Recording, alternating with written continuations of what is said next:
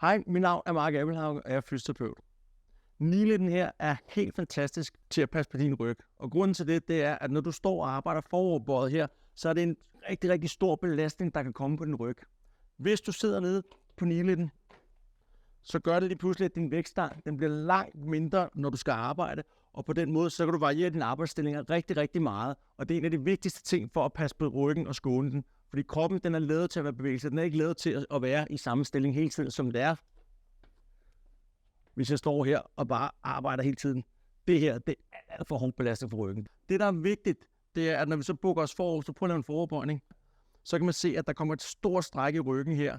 Og det er vægtstangsprincippet for hele kroppen. Det vil sige, at han skal holde hele vægten fra kroppen af. Det vil sige for overkroppen, for hovedet, for armen. Og hvis jeg så samtidig trækker hans arm her, så kan man se, at det største bevægelsen kommer ned i lænden. Og det er altså en voldsomt stor belastning, der kommer.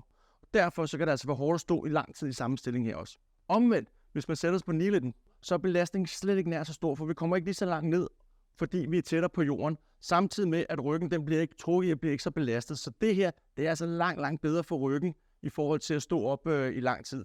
Så nu kan han arbejde her mange timer, uden at det giver problemer for ryggen.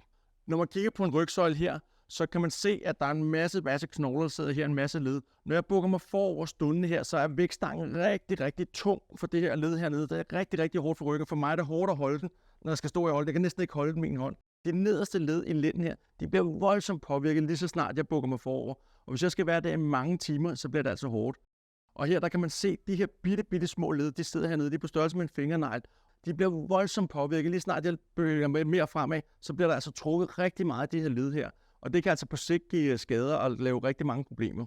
Men hvis jeg kommer ned og bukker ned her, så har jeg mere støtte for min lænd, og det vil sige for ballerne. Det vil sige, når jeg bukker mig frem, så er belastningen ikke nær så stor, fordi jeg har en større understøttelsesflade, både på min knæ, men også på min numse. Og det vil sige, så er vægtstangen lige pludselig ikke så stor her.